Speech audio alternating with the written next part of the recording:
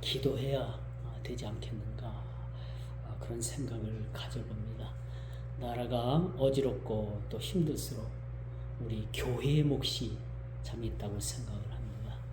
참 6.25 전쟁 때에도 참 우리 믿는 그리스도인들이 그 부산 시내에서 모여가지고 그렇게 나라 민족을 위해서 그렇게 기도하고, 그 전쟁이 참으로 전쟁을 통해서 그 자유민주주의가 그렇게 공산주의에서 파괴되지 않도록 많은 우리 그리스도인들이 부산에 모여서 그렇게 기도를 했다고 합니다. 뭐 세상 사람들이 들으면 이것은 뭐 비웃는 일일지도 모르지만, 어쨌든 우리가 기도하면 하나님께서 일을 우리를 통해서 이루어 주시는 줄 믿습니다. 어찌 보면 우리 그리스도인들에게는 불가능이라는 없다고 생각을 해요. 우리가 믿음 안에서는 우리가 다 참 바라는 실상들로 이것이 이루어진다. 그래서 믿음은 바라는 것들의 실상이요, 그렇게 말해주고 있잖아요. 그래서 우리 그리스도인들의 꿈들은 세상 사람들의 꿈과 달라요. 우리 그리스도인들의 어떤 정체성은 세상 사람들과의 정체성과는 사뭇 다릅니다.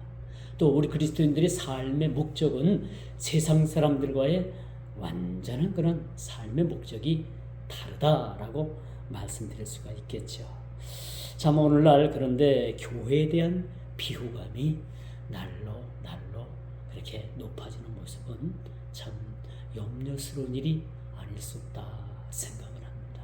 시간이 가고 세월이 가면 갈수록 교회에 대한 호감도가 떨어지게 되는 거예요. 그렇죠? 불과 우리가 수년 전만 하더라도 저희가 이거 목사입니다 하고 명함을 내밀면은 그렇습니까?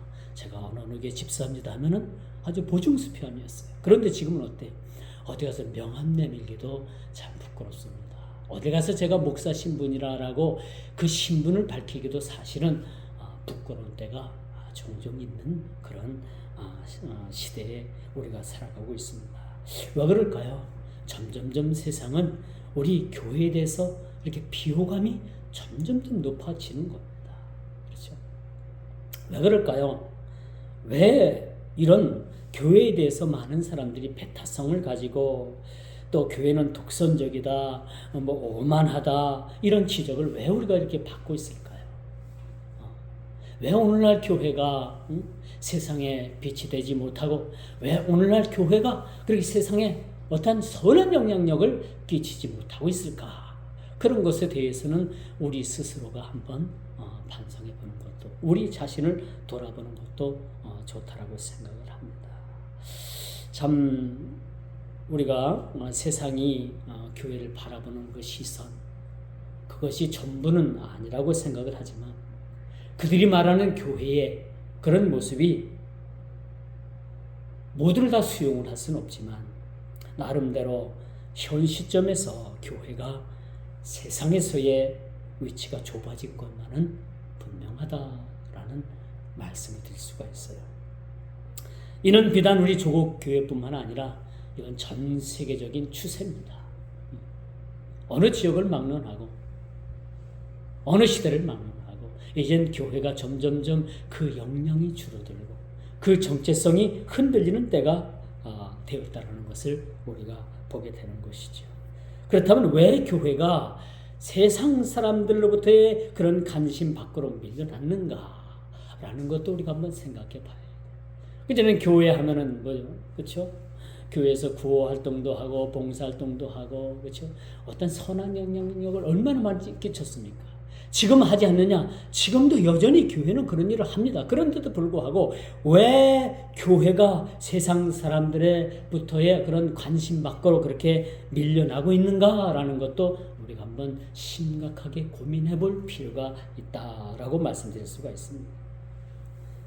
여러분, 놀라운 것은요, 세상은 더 이상 교회에 대해서 그런 큰 관심을 두지 않습니다.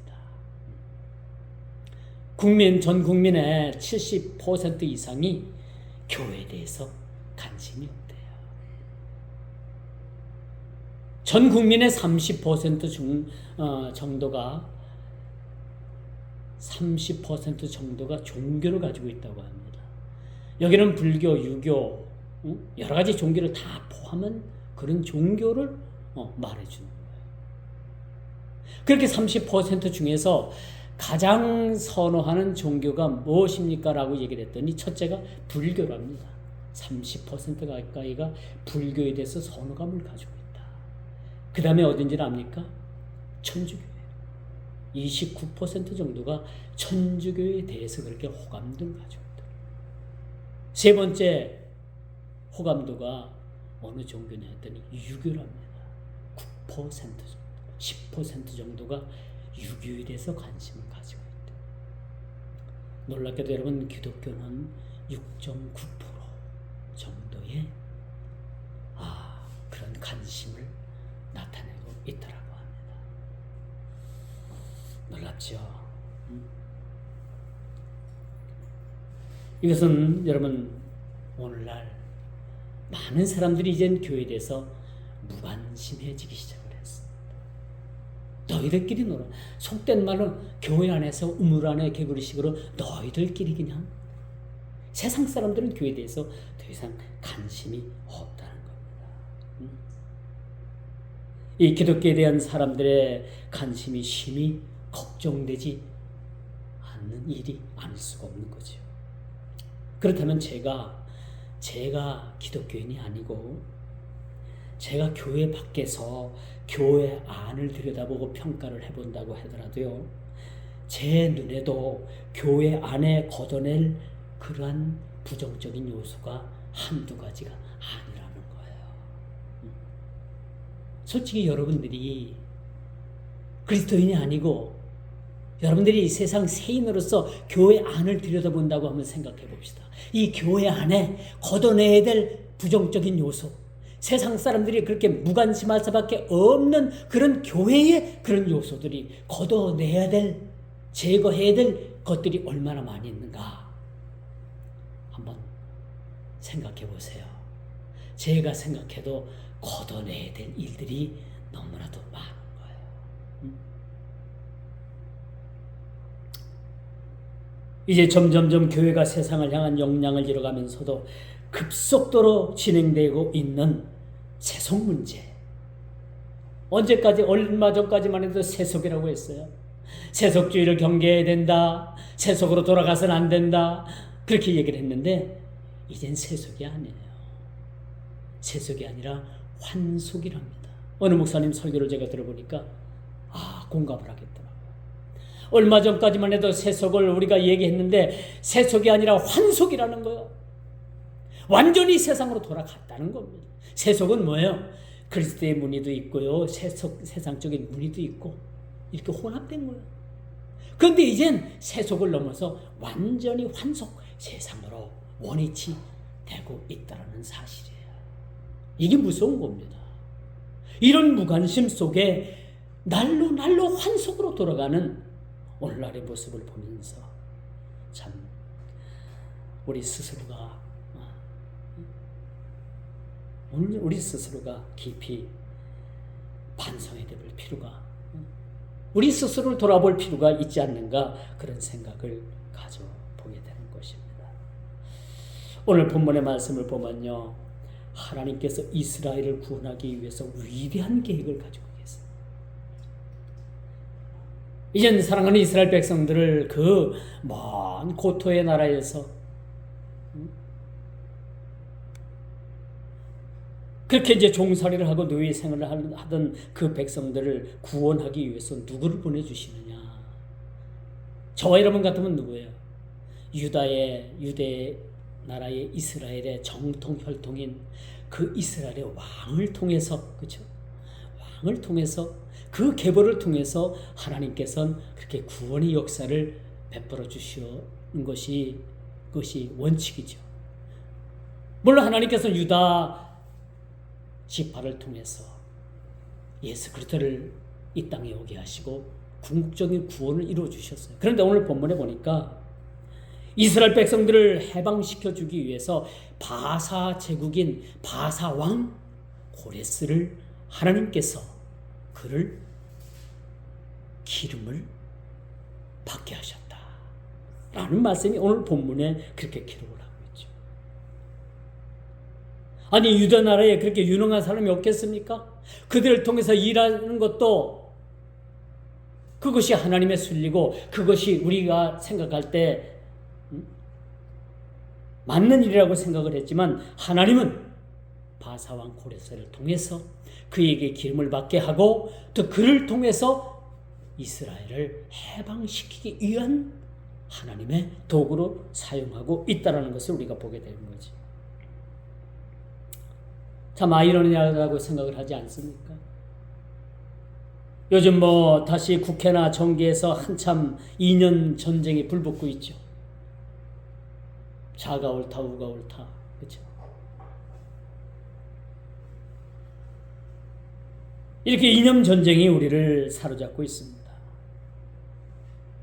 그런데 우리나라는요, 세계에서 유일하게 공산 정권과 지금 총뿌리를 맞대고 있어요. 이 지구 역사상 우리나라만이 공산 진영과 그렇게 맞닥뜨려서 그렇게 대치를 하고 있는 나라가 우리나라입니다. 과거에 일본 일제 말 그렇게 독립운동을 했던 그 독립투사들도 그 이후에 공산 정권과 연루가 돼가지고 요즘 사회에 또 그 동상을 옮기느냐 마느냐 라는 문제를 가지고 지금 국론이 또 이렇게 갈라져 있어요.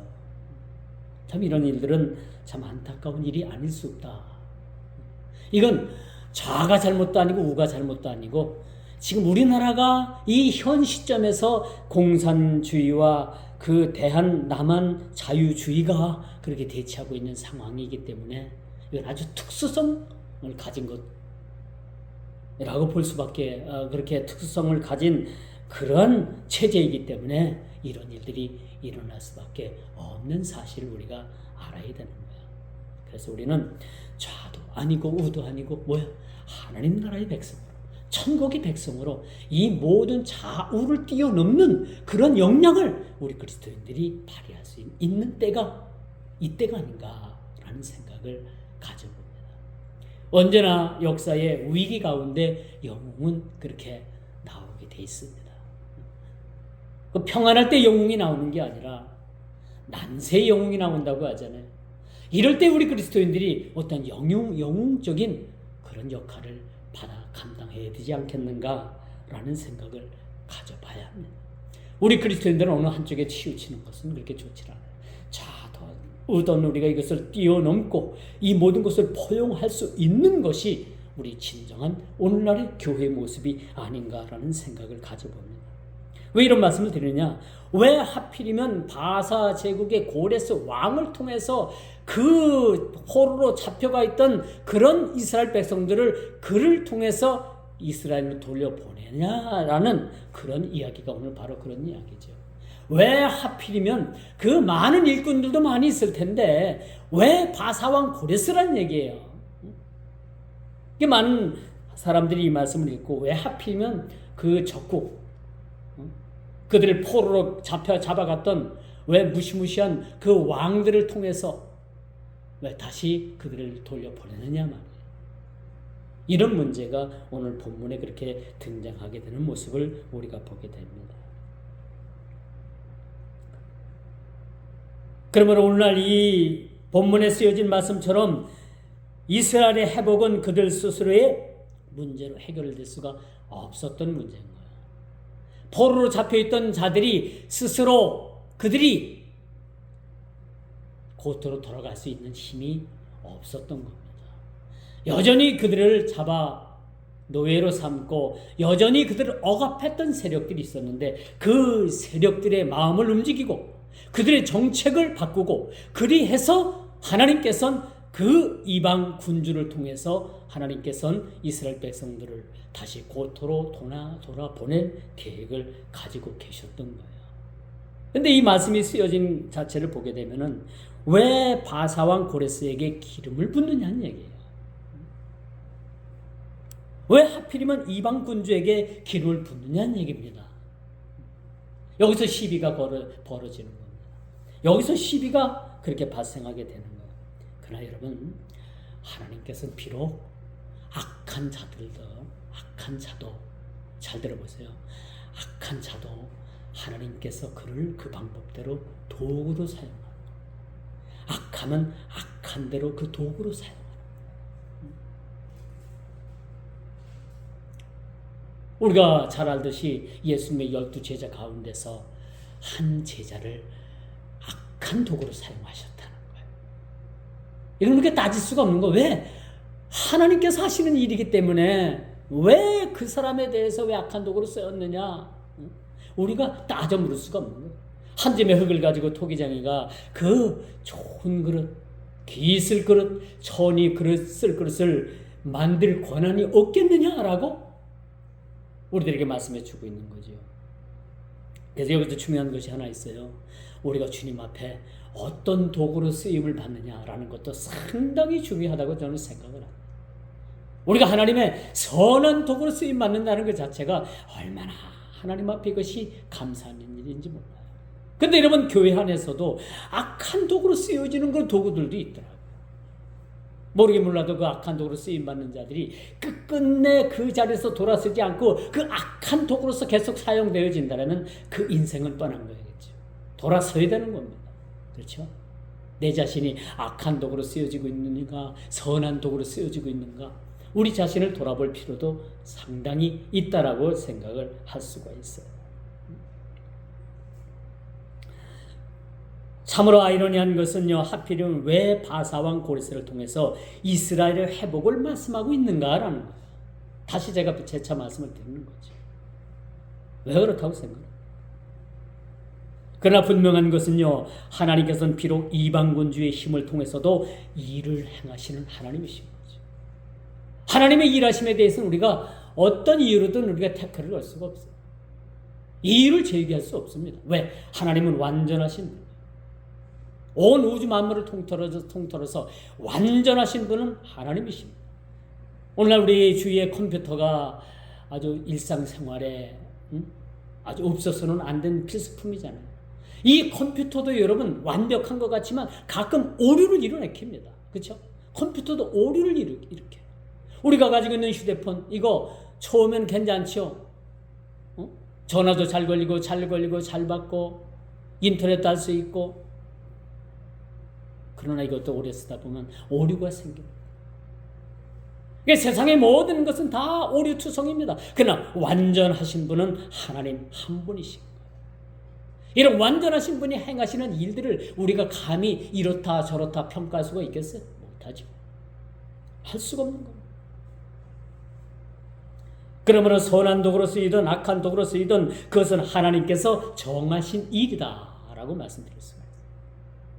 그러므로 우리 그리스도인된 저와 여러분은 항상 하나님의 선한 도구를 끝까지 쓰임받게 해달라고 우리가 기도해야 돼요. 끝까지. 그렇죠? 어떤 분들은 예수를 잘 믿다가 막판에 그 죽을 임종을 얼마 남겨놓지 않고 그렇게 하나님을 전적으로 부인하는 사람들도 많이 있더라고요. 임종하시는 분들을 좀 저는 뭐 부교육자 시절부터 이렇게 좀 쭉 지켜와 봤는데, 어떤 분들은 그렇게 신앙생활 잘하다가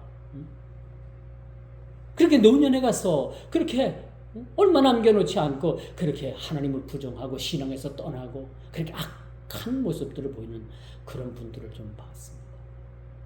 저희 시골교회 모교에서는 그 어머니 장례를 놓고서 그 아들이 시험을 받았어요. 그분은 교회 집사였습니다. 그런데 이분이 완전히 장례 때문에 시험을 받아가지고 완전히 교회에 대적을 하는 대적자가 됐어요. 끝끝내 예수를 믿지 않았어요. 끝끝내. 몇십 년이 흘렀어도 예수를 믿지 않고 그렇게 신앙에서 완전히 떠나는 모습을 보게 됐어요. 그러므로 여러분, 우리가 교회 안에서도 참으로 하나님의 선한 도구로 쓰여진다는 건 참 중요한 일이라고 저는 생각을 합니다. 그런데 여러분, 교회 안에서도요, 양과 염소를 같이 섞어 놓으십니다. 하나님께서 양과 염소를 같이 섞어 놓는 거예요. 왜? 양끼리 모이면요, 양은 이렇게 쌓이는 습성이 있다고 해요. 이 양들끼리 서로 그냥 막 그렇게 모여서 쌓이다 보니까 앞서서 그렇게 양이 그렇게 희생을 당하는데, 그래서 양 사이를 막 비집고 다니면서 막 헤집고 다니는 염소들이 있어가지고 양들을 건강하게 만든다나요? 그래서 교회 안에는 선한 도구로 쓰임받는 그런 역할도 있고 악한 도구로 쓰임받는 역할도 있다. 그러므로 여러분, 교회 안에서 악한 자를 보고 왜 저런 사람을 하나님께서 교회 안에 저런 사람을 그렇게 출석하게 하고 왜 저런 사람을 교회 나오게 할까? 그리고 이것이 여러분들 풀릴 것 같아요. 악한 사람, 그렇게 악하게 그 역할을 통해서 교회를, 그 선한 양들을 정화시키고 그렇게 아주 건강하게 만들기 위한 역할로 그렇게 하나님께서 그렇게 또 심어 놓으셨다고 합니다. 아가서 2장 15절에 보니까 그런 교훈이 있어요. 포도원을 허무는 여우 한 마리가 있는데 이 여우 한 마리를 잡아내지 못하면 그 포도원은 허물어지고 맙니다. 그렇죠? 포도원이 그렇습니다. 이거 잡아내지 못하면 패농하고 맙니다. 저는 포도 농사 짓는 곳에서 10년 정도를 그런 목회를 했어요. 근데 그분들은 그 포도원 농사를 해마다 쉬지 않고 계속 하는 거예요. 우리 일반 벼농사나 딴 농사들은 휴경을 하면요, 정부에서 보조를 해가지고 보조금도 주고 그렇게 농사를 이렇게 쉬게끔 만드는데, 이 포도 농사는 한 번 1년 쉬면은 포도나무가 다 망가진답니다. 실제로 망가지더라고요. 망가져서 그걸 다시 캐내고 다시 심어야 된다고 해요. 실질적으로 전 시골에서 그런 걸 봐왔어요. 1년만 그렇게 휴경을 해도 그 포도나무는 쓸 수가 없더라고요. 우리가 신앙생활을 하면서 영적인 걸림돌이 결국 교회 안에서 열매 맺지 못하도록 하는 대적의 세력들이 항상 있기 마련이에요. 이걸 이상하게 여러분들이 생각해서는 안 돼요. 큰 교회든 적은 교회든 하나님께서 그 정화를 위해서 그렇게 하나님께서 역할을 그렇게 맡겨주셨다라고 말씀드릴 수가 있습니다. 이게 에스겔서 13장 2절에서 7절을 보면 그런 말씀이 나와 있고요. 누가복음 13장 32절을 봐도 그런 말씀이 그렇게 나와 있습니다. 그러므로 여러분, 우리 성도들은 이런 세력들을 대적하기 위해서 항상 깨어 있어야 돼요. 나는 누구인가? 그렇죠? 우리가 깨어 있으면 사실 그게 보이는 거예요. 그렇죠? 깨어 있지 못하면 이 사람 말 들으면 이 사람 말 같고 저 사람 말 들으면 저 사람 말 맞는 것 같고 분간을 할 수가 없는 거예요. 그래서 베드로전서 5장 8절에 9절에 그렇게 말씀하죠. 깨어 있으라. 깨어 있으라라고 그렇게 말씀하죠. 그래서 역사적인 현실은 비록 이스라엘의 실패로 말미암아 그들이 섬기는 하나님이 무력한 신인 것처럼 그렇게 보여줄 수가 있습니다. 오늘 본문을 보면 그런 오해를 우리가 불러일으킬 수가 있어요. 하나님께서 무능하셔서, 하나님께서 무력하셔서 이방 나라 군주를 통해서 그렇게 일을 하실까? 그렇게 생각할 수도 있습니다. 그러나 우리가 오해죠. 오해입니다. 그러나 여전히 하나님은 고레스 왕을 통해서 하나님의 하나님 되심을 스스로가 그렇게 자신을 나타내고 계신다는 사실입니다. 그렇다면 우리가 말씀을 통해서 공정하신 하나님을 오늘 본문을 통해서 우리가 발견해야 되는 거죠. 여기서 우리가 공정하신 하나님을 우리가 바라봐야 되는 거예요. 왜 하필 기름받은 자가 유다 왕이 아닌 고레스 왕이었을까라는 이 의구심. 이 또한 하나님께서 하시는 일은 선하십니다. 이방 군주인 고레스를 하나님께서 그 일꾼으로 삼으시고 그를 통해서 포로에서 자유된 자로 그들을 보내시기까지 그 역할을 하나님께서 고레스에게 맡겨주신 그 일 자체도 어찌 보면 이 자체가 하나님 앞에 선한 일이 아닐 수가 없다라는 거죠. 왜? 하나님은 완전하시고 의로우신 분이기 때문에 그렇습니다. 이를 의심하고 규명해 보려는 것은 어리석은 일입니다. 어떤 사람들은 또 신앙생활을 조금 하다 보면 성경을 읽다 보면 의구심이 생기잖아요. 그렇죠? 그 의구심을 가지고 이제 담임 목사님을 찾아와서 또 이렇게 상담도 하고 이런 말씀은 내가 조금 좀 의심이 되는데 이게 어떻게 된 말씀이냐고 좀 이렇게 잘 듣고 지도를 받아야 되는데 조금 알면 어떻게 돼요? 조금 성경을 안다라고 하면 성경을 가지고 논쟁거리로 만드는 사람들이 많이 있습니다. 물론 논쟁이 나쁘다는 건 아니에요. 그러나 이것을 논쟁으로 삼아가지고 결국은 성경을 갖다가 폄하하거나 그렇게 성경을 그렇게 잘못된 것으로 그렇게 끌고 가서 잘못된 해석으로 그렇게 폄하하는 사람들이 많이 있으면 우리가 보거든요. 특히 이단들이 그렇죠. 이단들. 여호와 증인들도 마찬가지예요. 아주 집요합니다. 그 사람들은 자기 입맛에 맞는 성경 구절만 딱딱 뽑아요. 그리고 성경책을 딱 이 다손가락 안에 딱 그렇게 낍니다. 자기들이 주장하는 구절만 딱딱딱딱 해서 다손가락 안에 딱 꽂고요. 우리하고 이제 대화를 하고 논쟁을 하면은 탁탁탁탁 피면서 그 말씀만 딱딱딱딱 찍어줘요. 근데 성경은 우리가 어느 한 구절만을 가지고 그것을 전체적인 해석으로 우리가 해석하면 오류가 생겨요. 성경은 우리가 통시적인 개념으로 봐야 됩니다. 창세기부터 계시록까지 말씀을 통시적으로 보는 거예요. 전체적인 그런 개념으로 우리가 봐야지 어느 한 부분을 보고서 그것을 문자적으로나 어떤 상징적으로 해석할 부분들을 문자적으로 해석한다면 이것은 오류가 생기는 거예요. 성경은 문자적인 의미도 있고요. 상징적인 의미도 있고 더 깊게는 영적인 의미가 숨어져 있는 이 세 가지가 아우러지는 겁니다. 성경.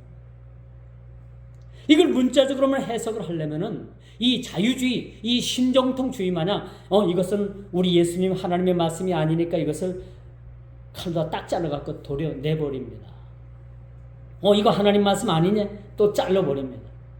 결국은 성경에 뭐가 남아요? 성경은 남는 게 없는 거예요. 다 잘라버리면 남는 게 없는 거예요.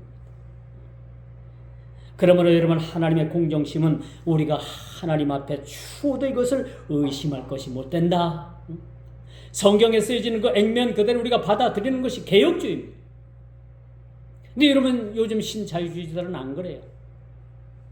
과학적인 것만 믿습니다. 과학적으로 입증되는 것만 믿는 것이 그들의 성경관이에요. 성경관은요, 우리 성경은요, 과학으로 해석될 수 없는 부분들이 너무나도 많이 차지하고 있어요. 그렇죠? 어떻게 과학적으로 입증되는 것만 우리가 믿습니까? 아니죠. 근데 오늘날 많은 성경 해석가들의 해석은 과학적으로 입증이 되느냐 안 되느냐, 홍해수를 건넜다, 홍해수가 갈라졌다, 아니다. 그 홍해수 옆에는 많은 그 해변에 갈대들이 많이 자라는데 이스라엘 백성들이 그 갈대 사이를 그렇게 쫙 지나가는데 마치 그 갈대 사이를 지나가는 것이 홍해수가 갈라지는 것처럼 보였다. 실질적으로 홍해수가 갈라지지 않았다라고 그렇게 해석을 합니다. 예수님께서 십자가에 진짜 못 박아 죽었다라고 하는 이 해석을 아니다. 예수님께서 십자가에 신이신 하느님이신 예수님이 어떻게 죽을 수 있느냐? 아니다. 십자가에서 잠시 기절했다. 기절설을 얘기하는 그러한 신학도 있습니다. 이런 시대에 우리가 살아가고 있어요. 그러나 여러분, 하나님은 공평하신 하나님뿐 아니라 공정하신 하나님입니다. 또 진실하신 하나님이실 뿐만 아니라 성실하신 하나님이십니다. 그러므로 이런 바탕 위에 고레스를 세웠다라고 오늘 13절에 그렇게 말씀해 주고 있어요. 하나님께서 어떤 누구를 세웠던 간에 우리는 거기에 대해서 이유를 달 필요는 없습니다. 하나님께서 하실 일이 그 세운 자를 통해서 이루어가기 때문에 그렇습니다. 그러므로 오늘 본문 말씀이 이제 14절, 18절, 21절, 22절에 보니까요. 나 외에 다른 이가 있는가? 하나님께서는 우리들에게 이렇게 반문하고 계십니다. 왜 하필이면 고레스왕을 세웠습니까? 하나님께서는 그것도 내 주권이야. 내가 하는 일이야. 세상에 이렇게 세울 만한 자가 누가 있겠느냐? 나 외에 다른 이가 있겠느냐? 나 외에 세상에 누가 있겠느냐라는 것을 우리들에게 그렇게 말씀해 주고 있습니다. 세상에 하나님 외에 참 신이 누가 있겠습니까? 참 하나님 대신 그 하나님 외에는, 삼위일체 되시는 그 하나님 외에는 세상에 참 신이 어디 있겠습니까? 다 세상 모든 것들은 헛된 것들인 거죠. 우상인 겁니다. 말 못해는 생명도 없는 그런 것들이라는 것을 우리가 보게 되는 것이죠. 그래서 하나님께서 하시는 일은 선하실 뿐만 아니라요, 완전하신 겁니다. 그러니까 완전하신 하나님 밑에 우리가 우리 삶을 우리가 영위해 나가는 거예요. 완전하신 하나님 앞에 이를 의심하고 규명해 보려는 것은 어리석은 일입니다. 하나님의 공정심은 추후도 의심할 것이 못되고, 하나님께서 공정하실 뿐만 아니라 진실하시고 성실하신 의도에서 고레스를 세웠다는 것을 오늘 13절은 우리들에게 그렇게 보여주고 있죠. 나 외에 다른 신이 없다. 나 외에 다른 신이 없는 것. 삼위 되신 하나님 그 외에는 세상엔 다른 신이 없어요. 다른 신, 어떤 그렇게 다들 우리가 다 이렇게 얘기하지만 다 인간이 만들어낸 겁니다. 그렇죠? 다 인간이 만들어낸 거죠. 그러므로 여러분, 나 외에 다른 이가 없느니라는 이 말씀을 하나님께서 스스로 증거하시는 건요, 하나님 스스로를 증거하시는 하나님의 의도는 구원의 주체가 누구냐? 내가 이런 일도 행하고 저런 일도 행하는데 그 주체가 누구냐? 다시 말씀드리면 우리 인생의 주인이 누구냐? 저와 여러분들의 이 주인이 누구냐는 얘기죠. 누굽니까? 우리 주인이 누구예요? 성삼위 되신 하나님이시죠. 내가 주인이 되면 안 되겠죠. 내가 주인이 되면 곤란해지는 겁니다. 내가 주인이 되면 나밖에 모르고요, 내 중심이 될 수밖에 없는 거고요, 나 외에 다른 사람이 보여지질 않는 겁니다. 그래서 우리 참 주인, 나의 삶의 모든 중심은 하나님이 되시니까.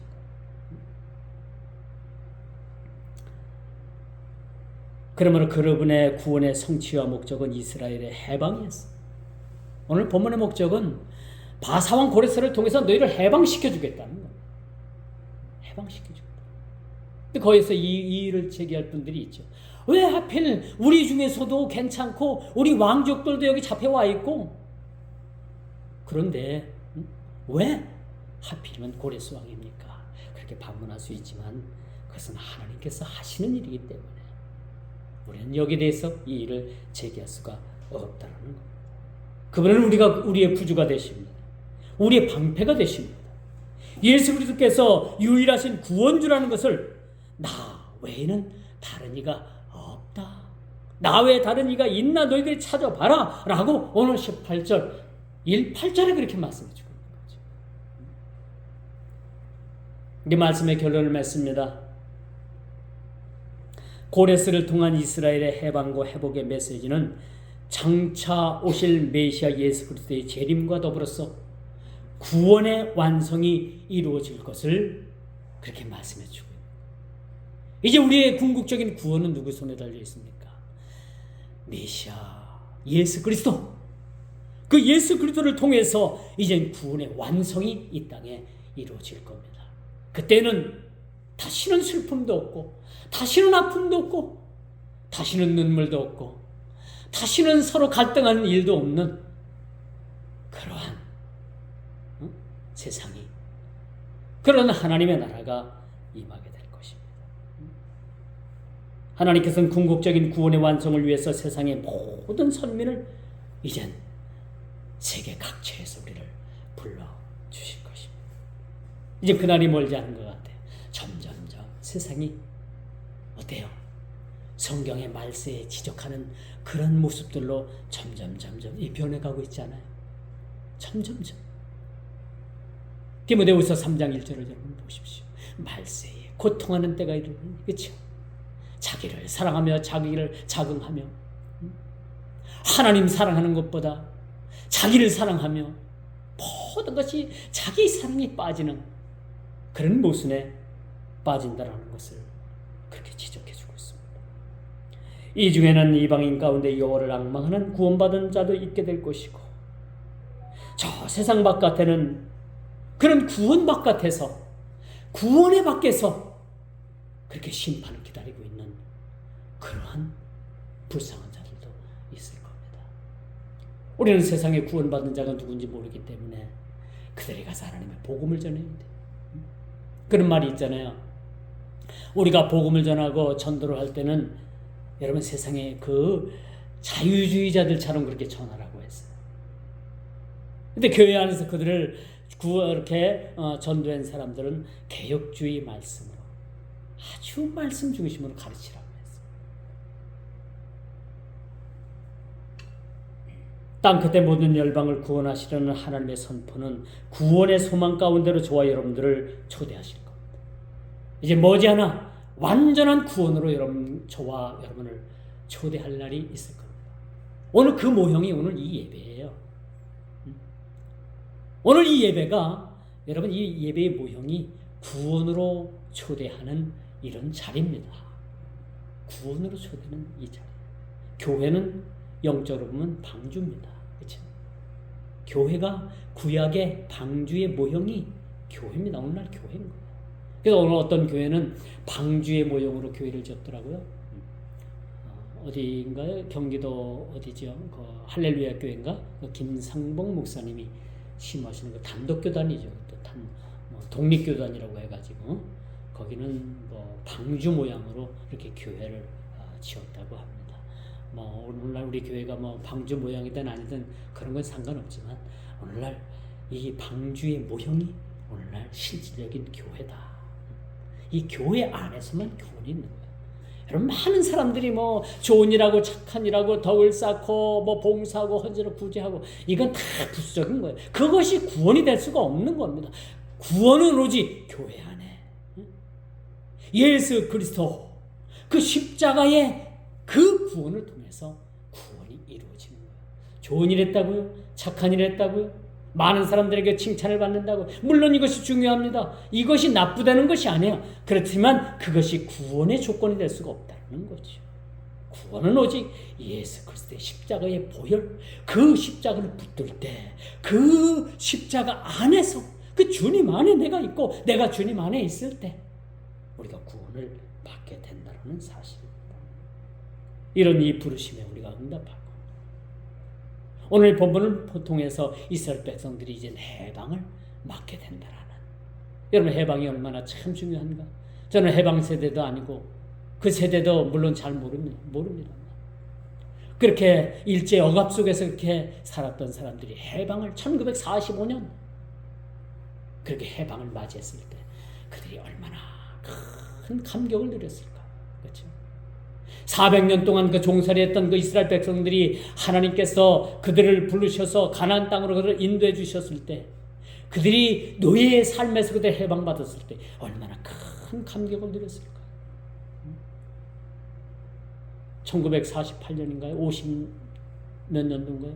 이스라엘 백성들이 그 중동 땅에 다시 그 깃발을 꽂고 나라를 하나님께서 회복시켜 주셨을 때 얼마나 그들은 감격했을까요? 그렇죠? 나라 없는 민족으로 이렇게 전 세계적으로 이렇게 떠돌아다녔던 민족 아닙니까? 지금도 그 디아스포라 백성들이 그 세계 곳곳에서 퍼져서 삽니다. 그곳에 하나님 나라, 선민의 나라가 세워졌다는 것. 그건 안타깝게도 그 이스라엘은 아직도 2% 정도도 안 돼요. 기독교 인구가. 아주 미약합니다. 그런데 여러분 마지막 때가 되면 이스라엘의 완전한 회복이 이루어집니다. 그들도 그때 가서 눈이 띄어져서 예수를 믿게 되는 거예요. 그들 가운데서도 많은 사람들이 예수를 믿게 되고 이방인이었던 저들도 이젠 예수의 그 보혈을 공로를 통해서 우리가 구원을 받게 된다는 사실을 우리가 깊이 깨닫고 오늘도 이 말씀을 통해서 우리가 세상에 나가서 우리의 역할이 뭔가 나를 이렇게 선한 도구로 사용하시는 하나님 앞에 일주일 동안 감사하는 삶을 살고 그런 선한 도구로서의 역량을 세상에 여러분들이 발휘할 수 있는 저와 여러분 되기를 주님의 이름으로 축원드리겠습니다. 기도합니다. 나 외에 다른 이가 있겠느냐? 우리 주님은 말씀하고 계십니다. 주님밖에 없습니다. 우리가 살아도 우리가 주를 위해서 살고 죽어도 우리가 주를 위해서 죽을 수 있는 저들이 될 수 있도록 이것이 우리가 신앙의 근간을 이루며 우리의 고백이 되게 하여 주옵소서. 구원은 우리의 편이 아니고 오로지 주님 편에 있음을 우리가 고백하고 오늘도 구원을 이루시는 주님 앞에 우리가 겸손히 무릎 꿇어 주님께서 우리에게 주신 일들을 참으로 충성되이 감당할 수 있도록 도와 주옵소서. 이 마지막 때에 선한 도구로 우리가 사용되게 해주시고 주님 앞에 섰을 때 잘했다, 충성된 종이라는 우리 모두가 다 되게 하여 주옵소서. 예수님의 이름으로 기도드리옵나이다. 아멘.